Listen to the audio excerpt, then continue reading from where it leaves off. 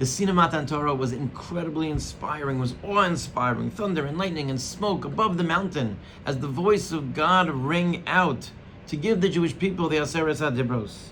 And in the description of that incredible scene, the Torah tells us, V'chol ha'am ro'im es hakolos, that the people, the entire nation, saw the sounds of the thunder. What does that mean? What does it mean to see thunder?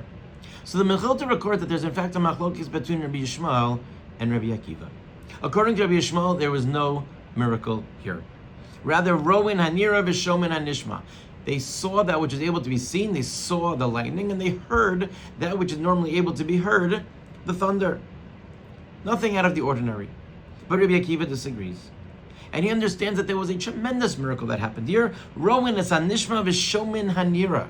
That they were able to see that which was normally heard, to see the thunder, and they were able to hear that which is normally seen, they were able to hear the lightning. And while it's understandable why Rabbi Yishmael is not looking to interpret the pasuk in such a way, he did not want to create this perception of a miracle that altered nature, Rabbi Akiva's understanding presents us with a profound mystery. Why? If HaKadosh Baruch Hu intervenes, if he provides a miracle, what was the necessity, what was the goal, what was he trying to teach the Jewish people? The miracles that HaKadosh Baruch Hu performs for us are intended to impart a lesson or to save us. So what was the significance of making thunder visible at Har Sinai? So I want to start a suggestion that perhaps the deeper meaning of this miracle is reflective of our ideal relationship with Hashem's precious Torah. See, there is a critical distinction between seeing and hearing. Generally, our seeing records with great clarity whatever it is that is occurring. I see the whole picture vividly in front of me. It's more of a physical sense, while our hearing does not usually get as clear of a picture.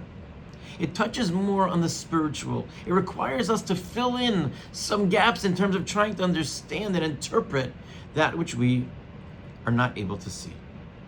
So the message of the miracle of Matan Torah was to bridge the gap between the physical and the spiritual, and to realize that the event that was occurring was a spiritual one that was taking place in a physical world.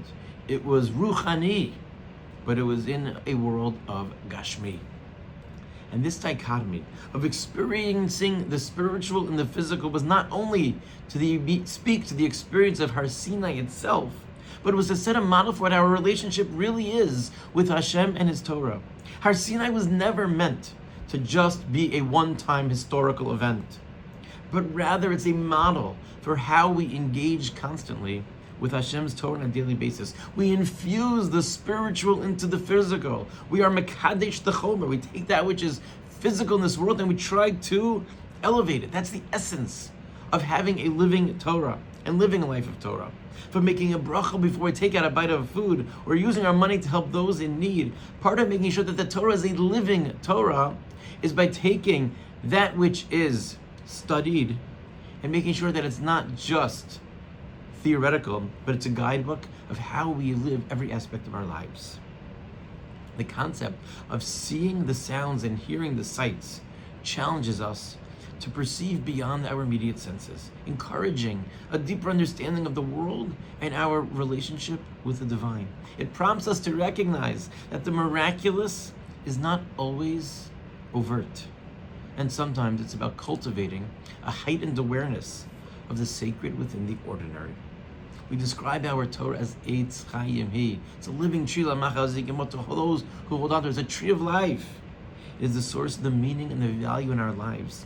And in finding our ways in our own personal lives to infuse the mundane with the spiritual. That's what Kabbalah Torah is about. And that, according to Rabbi Akiva, is the greatness of the miracle of being able to see the thunder, being able to bridge the gap of the spiritual and the physical and the spiritual in order to infuse everything in our lives with a tremendous sense of Kedusha.